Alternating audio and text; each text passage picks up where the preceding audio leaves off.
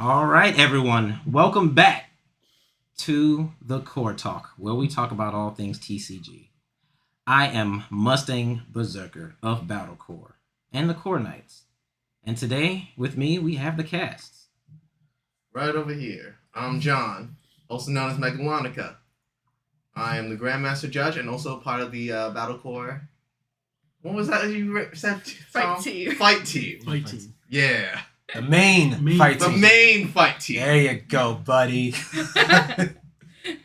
I'm Lily, also known as Toph from the Core Knights, also part of the Battlecore's main fight team, according to Detective. Yeah, detective here, also known as Tom.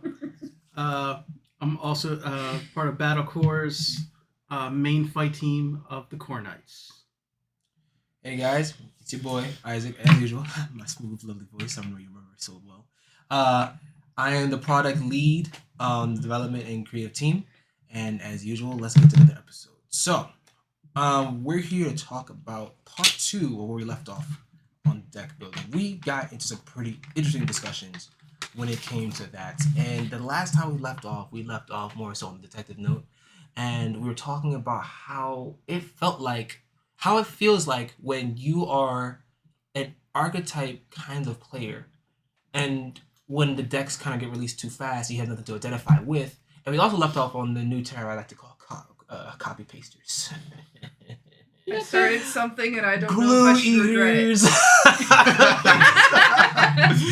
it. but seriously though, like I wonder if you guys, by the time you get to 60, I wonder how you guys felt about what we have to discuss, because I think personally, based on where you left off last, I think it's hard for someone who's used a lot of archetypes. Like you have an archetype that has an identity you like. You know, it's like an archetype like, oh, I like military oriented, that's dragon oriented, and you play that for so long, you do so well in these tournaments, and next thing you know, you're like, it's doo-doo water now.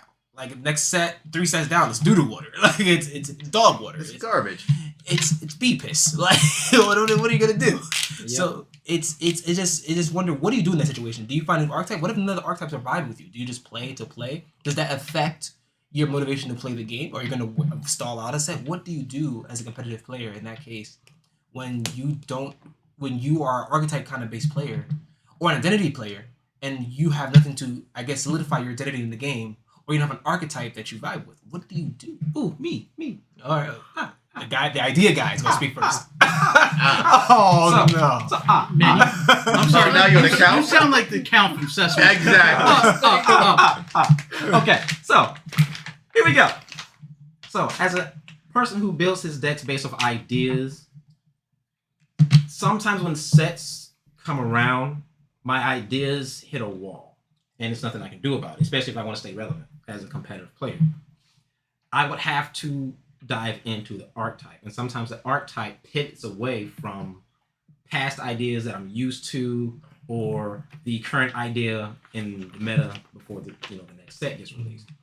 So when the archetype comes around and I don't like it, 9 times out of 10, I kind of just try to see if I can vibe with it. Like sometimes at first you may not like something.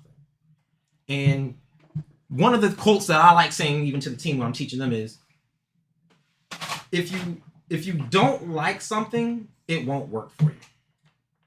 It will never work for you. It becomes like a push against a wall, and the door is right there, but you don't even want the door to open. Mm-hmm. So I'm gonna go and say it.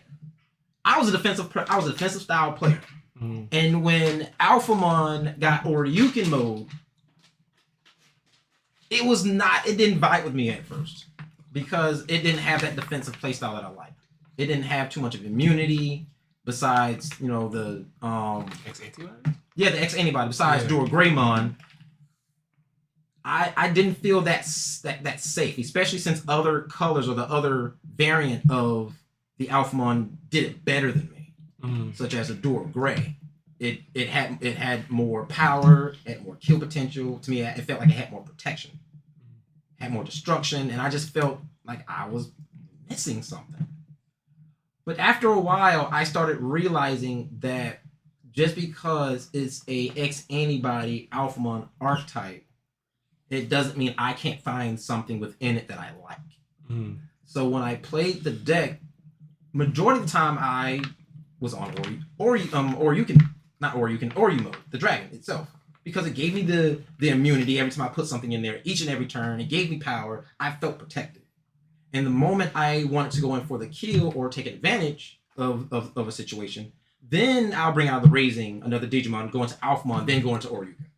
As other players will probably go into Alphamon first because that's kind of what the deck is, Alphamon.deck. Mm-hmm. But I guess it's just finding something that you like within the archetype, whether it's Digimon or whether it's a certain skill that makes you feel protected, or because some people just vibe with art. Once they get used to the art and the design, they kind of like, oh snap, I kind of vibe with it, and subconsciously they make it work for themselves because they want it to work because they like it. So that's my take on it. Okay, all right. Because I definitely did not like him at first. Me as an identity builder, I think like it's kind of hard not to stray away from certain identities.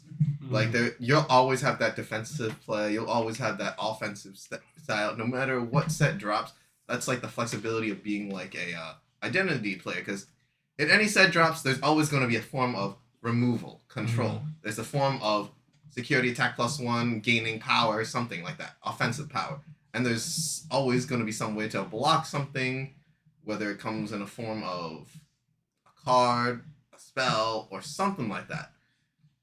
The most challenging part is to bring your current deck into relevancy, because once you have that one identity play, the new set comes up, and now the control player is at a disadvantage because now the person with the identifier as a blocking player or like a non-disruptive or player, beat stick, or beat stick, gets more support than you, and now you're stuck with 2 cards versus their 5-7 card whole fucking repertoire of things, whereas you're limited to your 2 new cards because there's always going to be some form of identity card in every set. Like think about it. Like, Lily, how did you feel when you were practicing with us and you were a set behind, and we were over here practicing with proxies? I was getting my ass kicked. You see how stressful that sometimes feel? That's More than just stressful. I felt very depressed.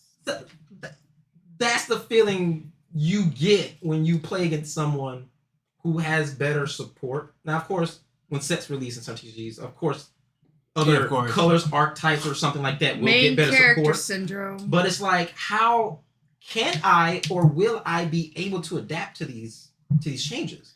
Now, it can be difficult for certain people, like I'm going to picture on pedestal, like Lily, who builds off an archetype. If an archetype can't stack up against what got released off the next set, because I'm not going to say an archetype, it could be a keyword or something. If she can't stack up to what got released with her archetype, she's going to feel depressed. She's going to feel set behind. If John's control identity can't stack up to what got released because now people have either recursion abilities, immunity, it's difficult for him, because even if he kills them, they either replace themselves or they get a plus that's kind of like a 1-for-1. And it almost makes John feel, dang, destroying those 1 or 2 cards wasn't worth it. I kind of gave them more to work with, and all I did was waste resources, probably passed my turn, and now it's their turn again. In Digimon, right? Right. Oh, actually, any card game. Any card game. Because think of Battle Spears, just activating a Burning Force on a Nexus, for example, and the Nexus gives him a monster back, and the Nexus gets destroyed, for example. Yeah. You'll feel some type of way. Or if you blow up a monster, if you blow up a purple player's monster in Battle Spears, and then Belger comes out, you're thinking, oh, you know what? I forgot about that dude. I actually have an example of that for Battle Spirits. A lot of people make this mistake in Purple, where they swing, your opponent blocks, and it's going to be a suicide attack. And then the Purple player all of a sudden plays Deadly Balance. Right. Yep. Yep. Why are you playing Deadly Balance? They're obviously going to sacrifice the card that's about to die. What are you going to do? Kill one of your non-swinging things? Block's already been blocked. Right. So it's rough. It's definitely rough. So I guess on that note, how did you mitigate it, John? Like how do you mitigate that as a person who has an identity? Because I remember in the last podcast you talked about you identify as a very controlling player. Right. Like you want to make sure you tell them no in every regard. And honestly, the only way for me to formulate something that goes around it is literally just by going up against the deck and finding a strategy around it, or adding certain cards to it that allow me to get to it faster before they get the protection, or allow me to the bottom line is I have to add cards outside of my comfort zone. So experiments Yes, and sir. recommendation. Yep. Definitely. Like, as much as I want to be a control player, there are certain times where control won't happen. So I need to go outside of my comfort zone, go to that aggressive player, and borrow their power. Because immunity doesn't protect them from battle. So if I need to run them over with battle, hand that power over from that player. All right, time to sacrifice this one card that deletes it, puts it in for power and piercing, and goes to town with it. Yeah. Now, I definitely agree. Like, I am not the world's greatest player. Definitely not. Never went to like Worlds in Japan or anything like that. But I will definitely argue someone down. I'm the most competitive, and I'll whoop your. I'm the miniature king of games. I love card games. Let me tell you something about this man. I will play any TCG and be relatively good at it. And if you talk we gonna run the. Okay, so. Anyway, but moving on. This guy hates losing. I really do. I like that comes with also deck building. Oh yeah. I hate to lose, but I enjoy losing because it helps me with my deck processing. If my deck doesn't lose, I don't know its flaws. So I like playing people who are better than me, who have very good deck Second that. construction criticism, and it allows me to see my deck's limitations. If you play against one deck constantly with one friend and you always win, you don't know how it's going to perform somewhere else. So playing multiple different people of different skill levels allows you to see, and thought process allows you to see your deck's limitations and also your limitations. While you're deck building and you're testing all these things, broaden your horizon. If everyone does this research right now, look at a game, look at deck profiles. See that majority of the deck profiles are similar. But when you look at what wins with that similar deck, there's always some different tech options in there that are different from the deck profiles that you see on YouTube. Why? Majority of the time when people top is because they are playing something or they do something that's out of the ordinary that changes the tempo of the game. That is creativity, and we're playing a competitive card game. When these people are topping, they want to win. And what's one of the strategies of winning in warfare, in sports, like basketball, football, is fighting the unexpected. I remember this, like in Vanguard was 7 Cs. Nobody was expecting that deck. Nope. To actually like do as well That's as it did. hilarious. Nope. And we were mentioning Ty brought up, people just dog watered me down. You weren't playing Vanguard at the time, but I played with these guys. They dog watered me down for playing stand triggers in my Overlord deck before the tournament. Because I was letting them know I was just a very chillful guy, and I was just letting them know I play Overlord with stand triggers. Because we were all having not argument, we were all having like a conversation. It was like, it was like 16 crits, 12 criticals you should play in Overlord. I was like, but I only played 2. They was like, what are you playing? Stands and draws. Stands and the Overlord, and I won that exact same tournament. And because no one expected it. You can't. Overlord swings multiple times. Yes. The dude's known for doing that crap. But if his support units are strong also, power-wise, you gotta check them too. Swing big from the left, swing big from the right. Overlord swings big, 2 stand triggers, and I deal with those guys. As well as a restanding Overlord. Thank you. Makes I sense wasn't to me. nuts. I was being creative. Right. Because if you're fighting an Overlord, you know the game plan. The typical game plan of an Overlord. Eat the small people, block the big.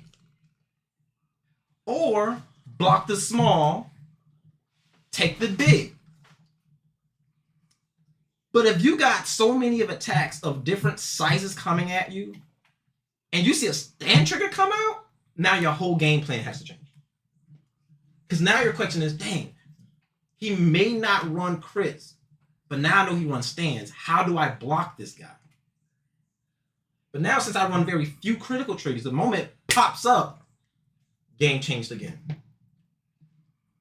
Competitive TCG should always be about not just our cards versus the other person's cards, or this archetype versus that archetype. It's a player versus player interaction. That's TCG at its finest. And I think I've mentioned that before about like the surprise factor. Yeah, it's me sitting in front of this person, whether he's random or he's my best friend. It's me versus him. It's us on this battlefield. Show me what you got. Show me what you created. Yep. And each deck has its own personality, its own twist it brings to the table. Archetypes are a blueprint. Yeah. I think I just said this. Archetypes are a blueprint. Yeah, it's virtually a manual. Like the creator can give you, like, okay, here goes a manual how to build a deck. You kind of just got to put cards with similar names or similar types together and call it a day.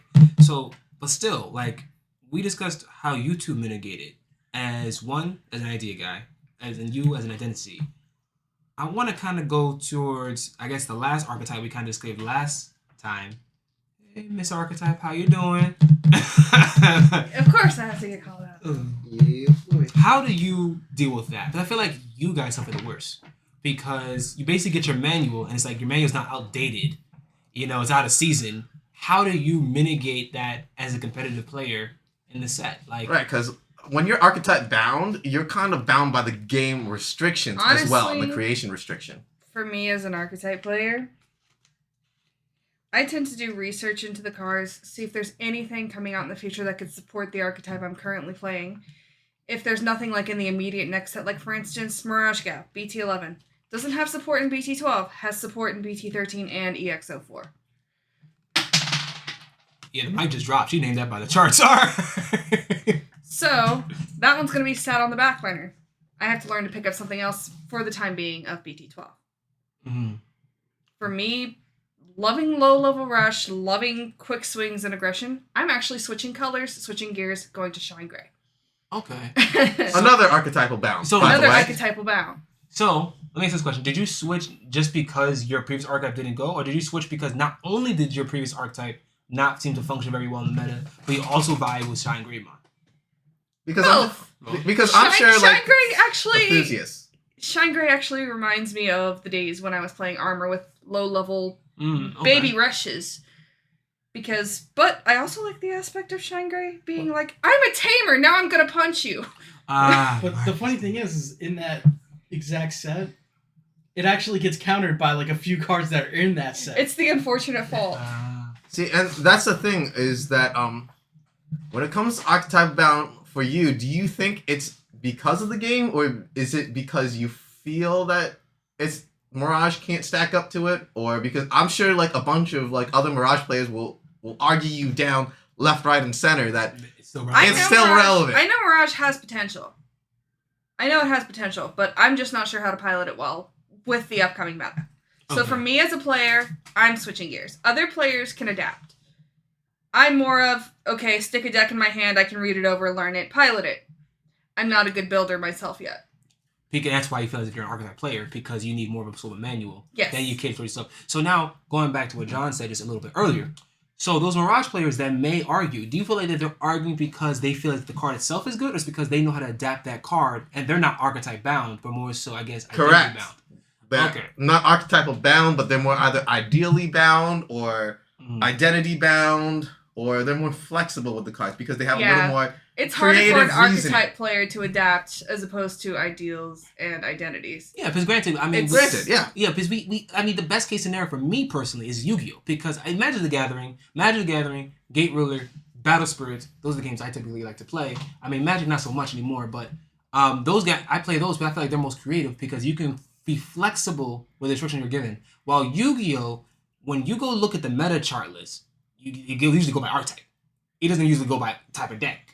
You know, he didn't play a fire deck. No, you know exactly what he played. He played Salamander Great. Yeah, I was going to say Salamander. He didn't play a light deck. He played a Blue Eyes White Dragon deck. You know, Salamander. like you know what they play. Like they didn't play a zombie deck. They play Eldritch. you know what they played. And sometimes they have hybrids where you literally just add two archetypes together. But that's how they mix decks. It's not necessarily like, oh, he added this card and this card and this card. Man. And now they Because added archetypes. because the thing in Yu-Gi-Oh that makes things different and sometimes more complicated is that some of the archetypal bound are solely archetypal bound because they name certain cards, whereas others, such as the Ishizu Kashatira stuff, they just name specific cards in graveyards or that's it. And we consider them as an archetype because we attribute them to, as for the Ishizu cards, Ishizu. They're not listed as Ishizu. Kalbak is not called Kalbak, Gravekeeper's Kalbak, or Ishizu's Kalbak. It's just called Kalbak or Keldo. Yeah, and it's like archetype bound because I think Yu-Gi-Oh is the most times I've seen a card name get repeated in text. Yeah. Like, you don't see that in Battle Spirits. They don't go exactly they say Sigworm, but they don't say They say Supernova, Star Sigworm, Dragons, like, you know, not Sigma. yeah, like they don't say like the particular names. So that's how you know like it's an archetype game. Let's be real here, folks. Like we can argue in the comments. I'll meet you there. Oh, he's calling y'all out. Yu-Gi-Oh is an archetype based game. Like the elements don't mean anything anymore.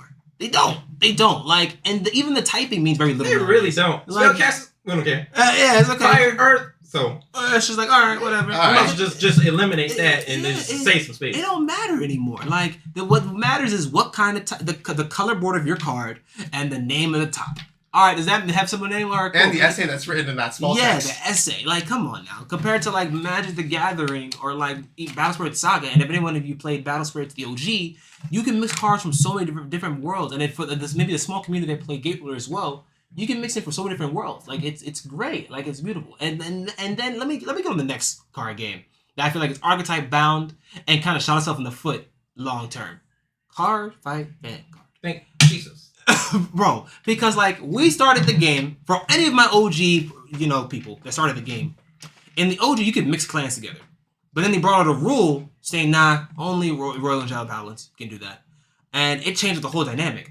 And then overall, it was like what 13, 14 clans. All right, so you had to kind of pick a clan, and you had to fight all these different clans. So now the intermingling to make them support, like as a card developer, if you segregated that many clans out.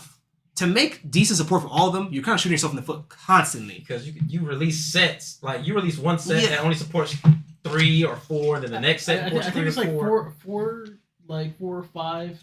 Or 5 clans at a time. Per booster. Yeah. And we all know who got the love. If you watch the anime, you know who's gonna get the love. Like, as a great nature No, player, just kidding. I ain't seen no love for like maybe 3-4 sets. And then give me this small Bermuda little booster. has their own like, damn booster box. Yes, but that's the every waifu year. tax. Don't worry about that. Yes, Don't worry about that. the We only get that waifu tax. once in a year. The waifu tax is so real because But Card wait, Fight yeah. Mango is just something else. Like you could literally tell what's coming out, the next mechanic coming out by playing Bermuda Triangle. Like, am I wrong? With Bermudas, if you wanted a max rarity to your deck, you had to rob a bank. You literally are looking at 5,000 plus. We had the most expensive high rarity cards out there. BS. The wedding rares in general were insane. Excuse me, pause. You said wedding rares? Yes, wedding Yes. rares. I have There 4 Bermuda wedding cards rares. that had deck. legs and they were in wedding dresses. All right, for anyone that doesn't know, I play card game, but I quit. All right, I quit around G era. Like I was like halfway through that. This wedding rare, I don't know nothing about that, guys. I don't know nothing. So you like if you start bringing information in the comments about that below about wedding, I'm gonna lose you. I'm sorry. I ain't marrying no card. I ain't marrying no card. And I had a few wedding rares too. They're expensive still. They're thousands. Jeez.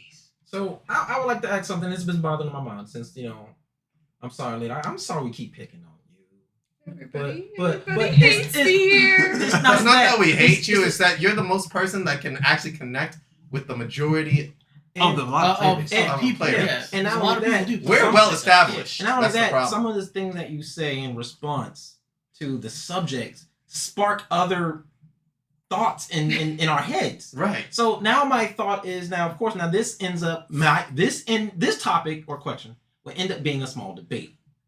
Oh no. Just letting you know, there's gonna be a debate around the table.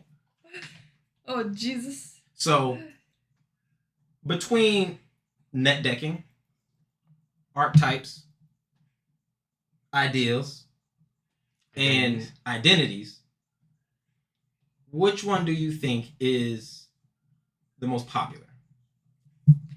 Honestly, for newer players, the most popular thing to do, net decking. Let's clarify. What type of new player? Someone who's trying to get into the game isn't really on the competitive scene, is trying to watch the meta to casual players. Casual. Okay. Casual players trying to convert into competitive players. Yeah, I would agree. Because they see what's winning. Hey, let me try that what's winning deck. But then I they think realize that the also price falls tag. under the money grubbers as well. Yeah. Any event that it costs money, they probably will net deck probably the best deck possible. Excuse me. Just so they not can net win. decking. It's called copy pasters. Yeah, Oh, I made fine. That's right. That's right. We I made a we whole can't say that new bad term word. now. Copy I made pasters. a whole new term now. We're gonna cut and paste this. Like, But a lot of people make the mistakes. You have to be actually good to play somebody else's deck. he calling you out. That's what I Actually, was that saying is a good earlier. point. He calling you out. You can play someone else's deck, but you can't play someone else's deck as good as they can. Because the best example of that is within our core knights. We constantly, I make it a deal of asking somebody else to play the deck for me, such as Mustang right here. He's played some of my decks more defensively, and I played his defensive deck as a control deck somehow. That is a very good way to train, and I think that should be. We should talk about another podcast, how to train. Oh yeah. And see how that's a very good way of talking about that. But I want to add on top of that because, well, on top of what previously said, because I think you said a phrase that I think is very important. You said casual players are probably the ones most commonly, Lily, to look at net decking. I said not copy pasters, right? Yes, Copy pasting. copy pasters. And then John followed up with, "Hey, casual players that's trying to transform into competitive players." That's a very important. Actually, that was the next topic. Was I was going to ask you, Very important. what is the most healthiest way of learning to be a competitive player? Which play style or Yes. Because the you're mindset definitely for the you're player? Get definitely. your ass beat 1,000 times. Word. You'll be competitive. Yeah. Oh yeah. You will be like, I don't want to lose anymore. So I mean, in that case, I feel like that's gonna be the thing. No, that's gonna trigger Corey us. knows this. He When we knows. first started playing Battle Spirits, I picked up a deck, I built the deck, and then Corey beat the hell out of me for a full day. I came back next Yes, week you did. and beat the hell out of Corey. I mean, it was Because like for two I'm matches. that competitive about it. But Nah, here's y'all the ain't thing. competitive. So- Y'all be Here's the ready. thing. Here's the thing I want to really address. This is very important. I want to catch all these important parts because this is very important for the mindset and the thought process. The way you went about practicing and processing it is like, hey, I'm going to upgrade my deck and learn the game. But do you feel like it's more common for someone who sees several defeats to just simply go copy paste a deck, going from casual to competitive? Do you feel like that's the most common out? Because it's the easiest Well, out. that's what I was gonna answer the question of I guess just stated. I think the easiest way to transition from a casual player to a competitive player is to do an idea. And the reason why is because, of course, you have an identity, but most beginner casual players don't know their identity yet. Took me a while to learn mine. Because you're new. So the first thing to do is to find something tangible, something that you can see. Now, of course, the idea can fall into the little pie graph of an archetype. You can find an archetype that you like and then create an idea around it. But I would say, I even tell some of these guys, stay away from the net deck. When you see a net deck, you already now have a visual representation of how you should build the deck. But if you're going into the new set, try your best to stay away from the media of how they built the deck. Find the idea within the set or within the deck and play it. That comes with trial and errors. That comes with defeat. That comes with you finding new ideas. And now you end up seeing more opportunities for you to advance into the player that you want to be competitively. Because then you may say, well, man, I love this. I love the control aspect of this deck. Then you start realizing sets later, I'm a control player. Or you may start playing a control deck at set 1, but you're like, I don't like it. Then you play an aggressive style deck that's also in the set. You're like, man, I really vibe with that. You just transition from one to another. But it started with you having an idea of how to build the deck or getting that archetype and implementing your own ideas or thought processes into the deck. You become an infant within your own catalyst. And I agree with that sentiment. I think how do you feel as if is the easiest way for someone to transition in terms of deck building from casual to competitive? Well, once you find your style, in my opinion, then you start going into the evolutions. Because obviously, when you're playing people, Yeah. you're going to lose, and you got to figure out what do I need to do in order to stop me from losing to this combination. What can I put in my deck to change that? I agree with him. It took me. I didn't really start playing competitively until I tagged along with them last March to the event in Miami. It took me forever to find my playstyle. I didn't even find it till like maybe 2-3 months ago. It took me forever to actually realize what my playstyle was because I was just overlooking it. I wasn't paying attention to myself playing the way I should have been. That's something you do have to do as a player who's trying to go competitive. Figure out what you can do best. And now, how did that affect your deck building style? Because I know you still say that you're like archetypal bound. I'm archetypal bound, but my playstyle is I don't want to admit it, but low-level Deck rush building. with defensive capabilities. Okay.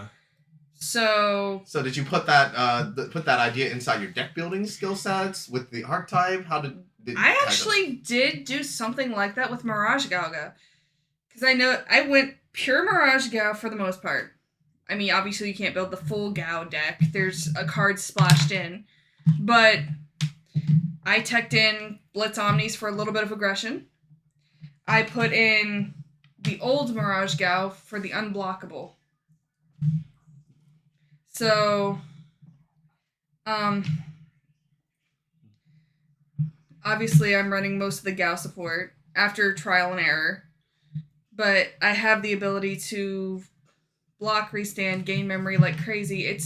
Mirage Gao's a control deck, but I'm playing it my way, which took a lot of trial and error. I can definitely see that. I think to answer the question, Lily, I know we're not picking on you. I feel like you're just a kind of good poster child for what I'm about to say next. Oh no. I think Hiya. I personally think the easiest way for someone to transition from casual to competitive is one of two things: archetype or copy pasters. Why? I cut my teeth in Yu-Gi-Oh. All right. I grew up in Yu-Gi-Oh. So a lot of people that came in, this was back when you could still make someone an idea, and that's when things were still kind of fresh. But it's a lot harder to do that in Yu-Gi-Oh than it is in Magic or what have you, because not a lot of things are open, right? So, but a lot of people I've seen that came from casual to competitive, they went from having a deck that they said, oh, knows wins. So like, okay, I know. Essentially what we said earlier in the podcast, like last podcast, I have a skeleton. Now I'm gonna make the skeleton work for me, right? Because they took a deck that works for the pro, and it's like, okay, I see what I like or I don't like to them. Yeah, That's and alternate to exactly them. that's And one then of the things I do. Yeah, because I feel like some people, they just like enjoying winning. They do. Let's be honest here. And when they enjoy winning, they become more focused on how to keep winning. Yeah, but that also can end up leading to a bad habit, which is it can almost be like dopamine. It's Because true. Once you It's start true. net decking so much and you see success from it a couple of times, once the net decking stops working for you, it's hard for you to try to figure out how to get out of that, because you're going to start keep net decking and go like, okay, then you're going to go into this habit. It's not me, it's luck.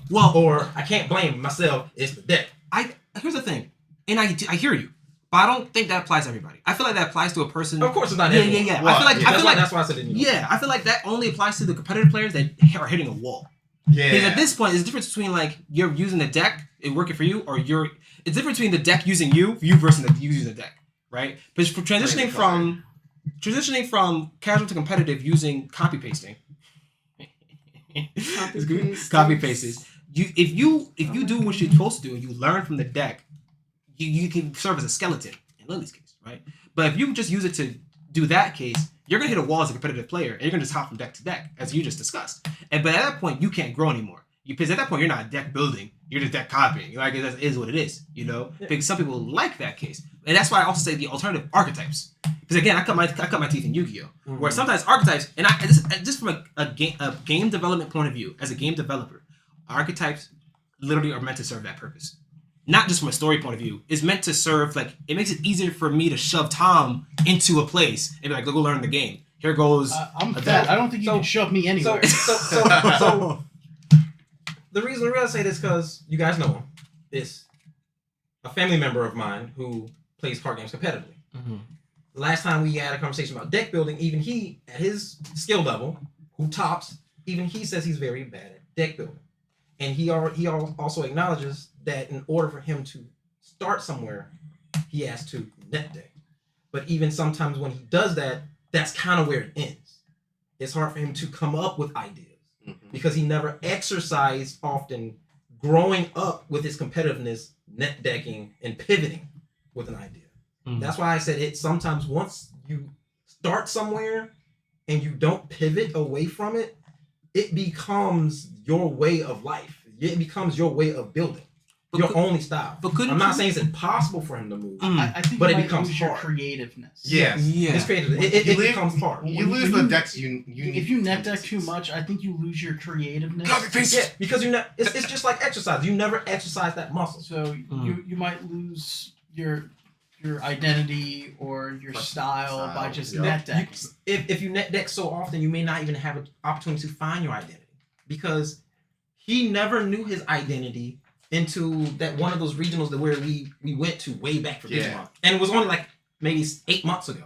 That's when he found his identity, and we've been playing since we were kids. Oh, we knew his identity when he was We playing knew. Vanguard. Yeah. When he was playing Vanguard, we knew exactly what his identity. And I feel like the reason why that's the case is remember, Cardfight Vanguard is one of the best examples of archetypes where you shoved in. That's what I'm saying. Not just copy pasting, archetypes, because essentially you could almost argue copy pasting is just another form of archetypes at a much higher level. Not much higher level. I guess a much more concise level. Yeah. Because you don't have to make the deck yourself necessarily. Because it was already practiced by somebody. Well, archetypes like okay, you can make the deck yourself, but now it's much more concise. And then you have identity, and then you have idea. Idea, I think, is the most broad sense because now you're like, oh, I can just do anything. Yeah. Right. Identity is like, hey, I know what I want. I'm gonna go look for the cards that I want.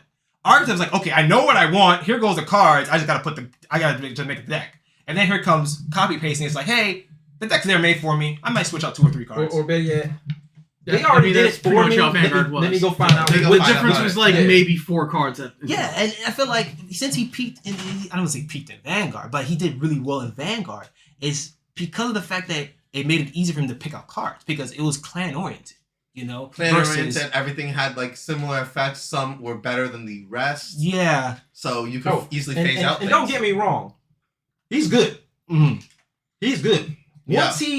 Once something clicks, he's a beast. Yeah. He's a monster. I don't hold you. He taught me a few things. He taught me the whole lesson about liking a card. If you don't like a card, won't work. He taught me that lesson. Mm. Or he put me in a situation that taught me that lesson. Mm-hmm. And then ever since then, I've been one creative fanatic. I will take a card that everyone doesn't pay attention to or deems bad, and I'll make it good. Oh yeah, he's a monster with that. But to go Yeah, I back, remember you did that a few times. to go back, still, I think I'll still side with. I think the easiest route for someone to go into from casual to competitive is probably archetype or copy pasting, because of the fact that I think for a lot of people that I've come across, it is overwhelming to introduce someone in a competitive scene to enjoy it while still keeping their identity and idea. I feel like once they get idea, because here's the difference between casual and competitive. Casual, you're just playing for fun. You know, you can put in a deck you want. You don't care if it doesn't work. You're casual anyway. While competitive, you're still trying to enjoy yourself, but there are some cards you're gonna have to learn to put in your deck. Like it's called staples. Because you know we all know what the term is, staples. That you have to put in your deck to get by. Because if you don't have these set cards in set meta, especially in Yu-Gi-Oh, good chance you're gonna get waxed. You know, like let's be honest here. So you don't go to Nash Blossom, you can't do shit. yes, hand traps are basically a staple in Yu-Gi-Oh around. So that's why I feel as if at this time you want to be highly competitive, you might have to really go archetype or probably copy and paste it. But everyone has their own ideas, and this is why it's a really small debate. But overall, tell me what you guys think down in the comments. Because like this is a discussion that could go on for a long time. Yes, sir. As I think we're over today. What was that case? Yeah, we're over today. So I mean, hopefully, you guys stay around for the whole time. Enjoy your presence anyway.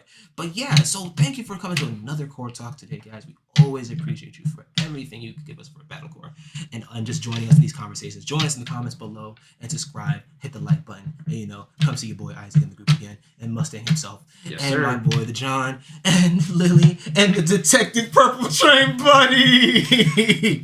All right, everyone. As always, thank you for sticking around and listening to us babble. My name is Mustang of Battlecore. These are the Core Knights. We're signing out.